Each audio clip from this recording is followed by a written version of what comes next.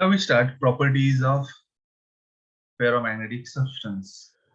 So here, ferromagnetic substances mean the substances which are strongly attracted by magnetic field. And what about para? Para means weakly attracted. So here you remember one thing here.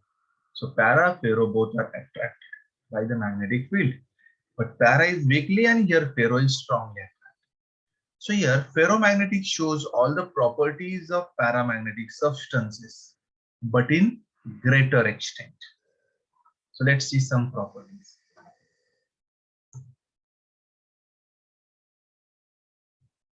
See the first one.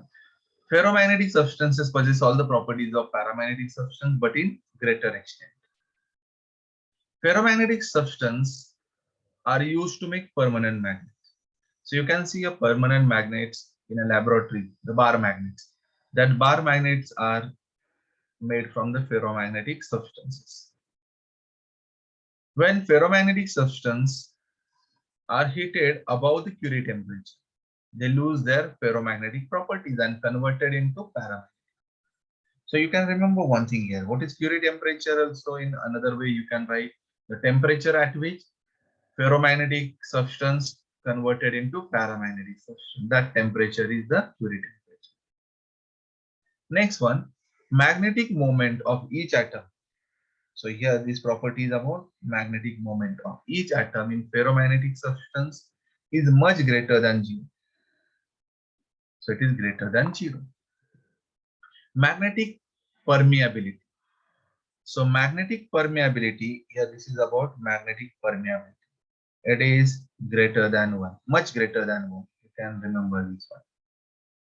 So I told you it shows the properties of para, but in greater extent. For para, it is greater than 1. It is much greater than 1. Magnetic susceptibility now. So in para, susceptibility is small and positive. So here it is susceptibility large and positive. And it is inversely proportional to temperature. Susceptibility and temperature relation is inverse relation, which is similar to the para. Now next one is origin of ferromagnetism. And that origin of the ferromagnetism we are explaining by using domain theory.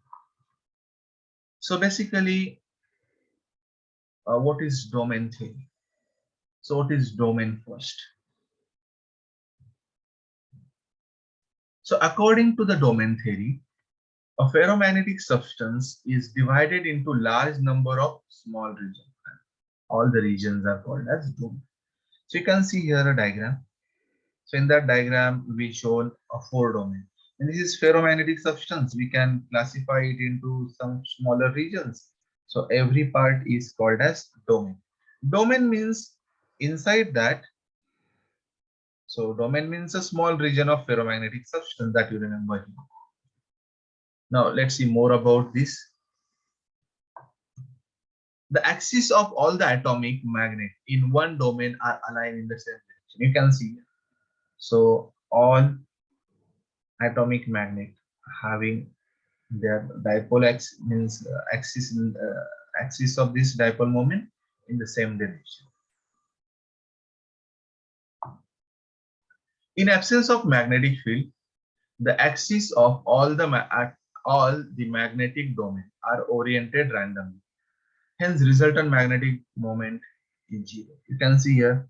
So this and this, they cancel with each other. So this one and this one, so they cancel with each other. So resultant magnetic moment is 0 in absence of magnetic field. Now you can see this is a picture in absence of magnetic field. Now you can see a picture B. So in presence of magnetic field. So this is weak magnetic field. So let's see. So when ferromagnetic substance is placed in weak magnetic, first is weak magnetic field.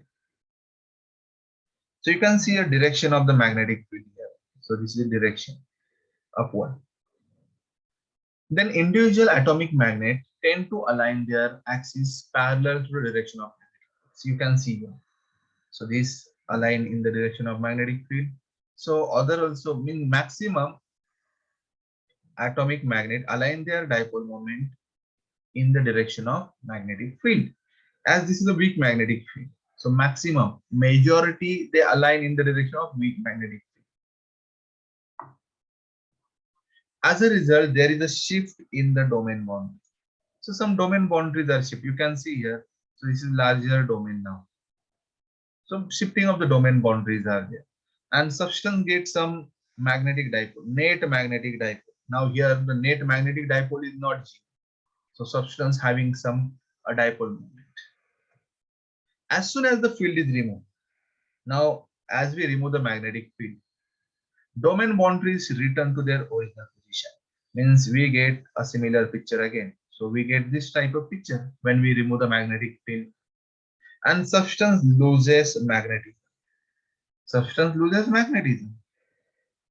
Okay.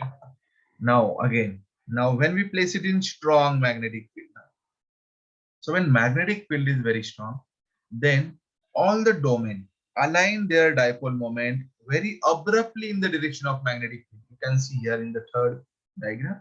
So this is magnetic field. So all the domain now you can see in the direction of magnetic field. So they align very abruptly. So here the substance gets strongly magnetized, and it is magnetized in the direction of applied field. And because of that, when a ferromagnetic substance, and because of that, you remember here, when it align their dipole moment very abruptly in the direction of magnetic field, domain structure here get destroyed. As we remove the magnetic field here, then also domain boundaries does not return to their original position. Means substance retain magnetism when it is placed in strong magnetic field. Substance retain magnetism. So, and by using this, we can make a permanent magnet also. You know that in a laboratory, whatever the magnet, bar magnet, you can see it is iron piece. It is strongly magnetized. It is very strongly magnetized so that it retain the magnetic properties as we remove the magnetic field, and then it become a permanent magnet. So effect of temperature on ferromagnetic. When ferromagnetic substance is heated due to increase in thermal vibration, the coupling between atomic magnet become loose. Finally, a particular temperature, at particular temperature, this coupling break and the axis of all the atomic magnet in the domain get oriented random. The domain structure get destroyed and ferromagnetic substance get converted into para. Means what is the effect of temperature? You remember. Ferromagnetic substance converted into paramagnetic substance. And here domain structure destroyed. As it is not become a ferromagnetic, so domain structure is no longer exists. The temperature, you remember here a definition of the Curie temperature.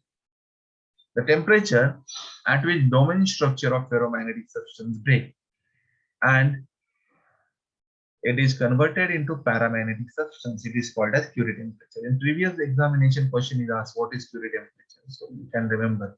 So domain structure break and so ferromagnetic substance converted into paramagnetic. That temperature is called as Curie temperature. Magnetic susceptibility of ferromagnetic substances varies with temperature, as you can see a relation between susceptibility and temperature of ferromagnetic substance. So you know that susceptibility inversely proportional to the temperature. So the relation now, this is a relation. And graphically you can see. So here, so this is Curie temperature. So as we increase the temperature, then susceptibility decreases, and at one particular susceptibility or at one particular temperature, it is converted into the para, and that temperature we called it as a Curie temperature. Now here it is a paramagnetic substance.